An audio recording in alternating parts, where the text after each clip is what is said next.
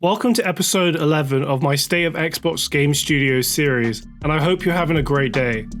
For episode 2, we looked at Compulsion Games, Xbox's most mysterious developer. For episode 11, we're looking at the most mysterious developer that came over from the Bethesda acquisition, Roundhouse Studios. They might have the most fascinating history out of all Xbox developers, but unfortunately, it's for all the wrong reasons. You see, Roundhouse was created in 2019 by Bethesda, after being reformed out of the ashes of a developer called Head Studios. At the time of creation, Head and Roundhouse had the exact same staff in the exact same office. What makes the story even more interesting is that Head was still a very much active developer when they shut down. In fact, Head developed a game called Rune II on November 12, 2019, the day before it closed its doors. On November 13th, Roundhouse Studios was born under Bethesda's umbrella in one of the strangest moves ever seen in the games industry. Why did this happen? Let's get into it.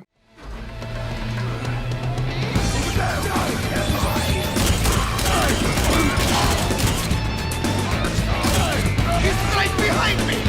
Kill this son of a bitch!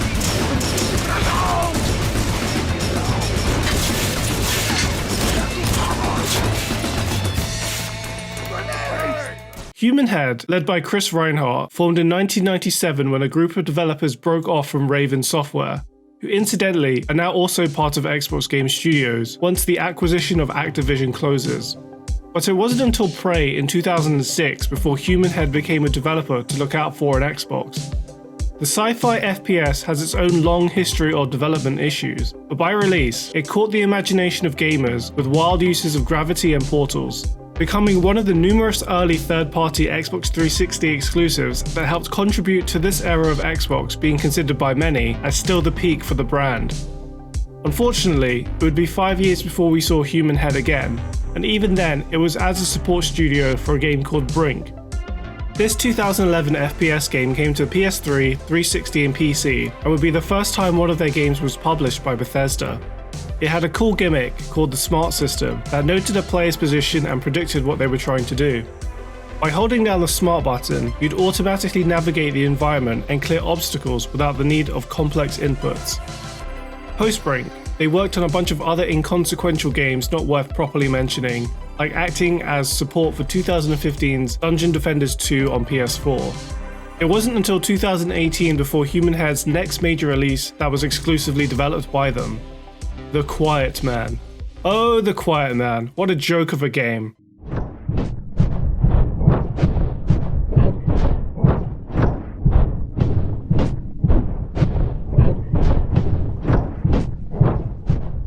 This PS4 and PC meme was a beat-em-up with full FMV sequences, but it was appallingly reviewed and currently holds a 28 on Metacritic.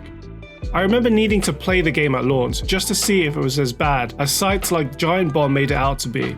And yes, it absolutely deserves that Metacritic score. The protagonist is deaf, and so someone thought it was a good idea for that to mean there should be no proper audio in this FMV game. That made the story absolutely incomprehensible, where you couldn't tell if one of the main characters was his mum or his girlfriend.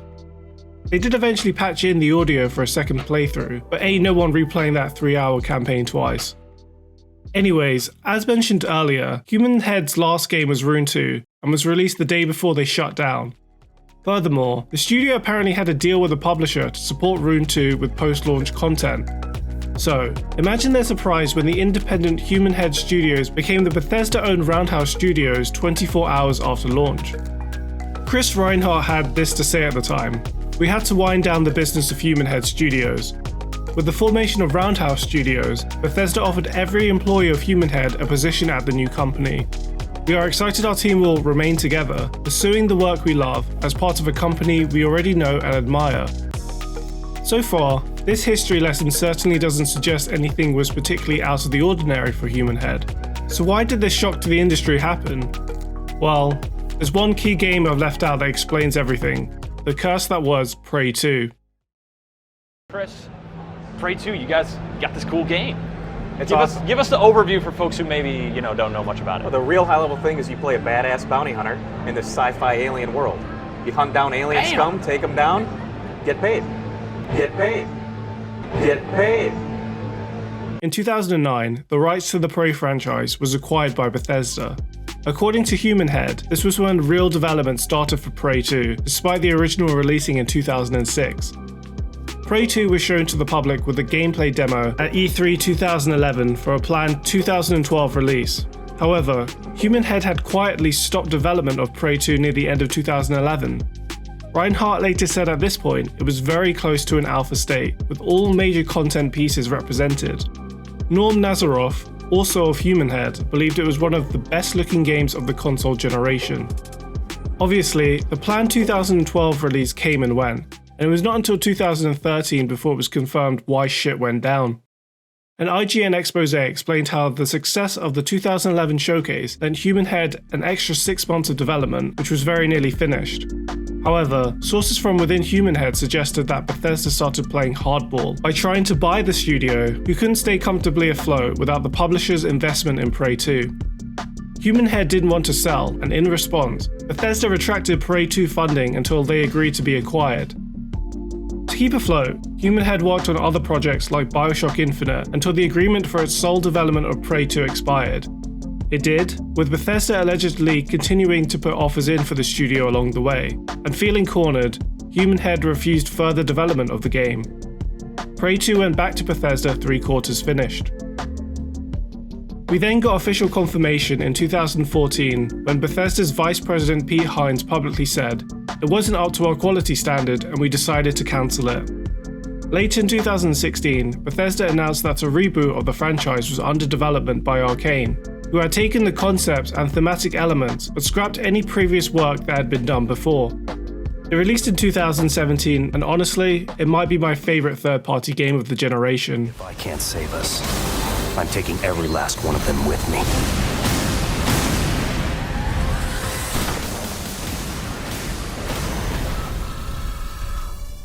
So, if this forced acquisition attempt is true, which seems very likely, it does explain why Bethesda would be willing to keep 100% of Human Head staff when they made Roundhouse. It was basically an acquisition in spirit. It also explains why this didn't occur until a few years after the Prey 2 cancellation, as Human Head was still able to keep acting as support for various games.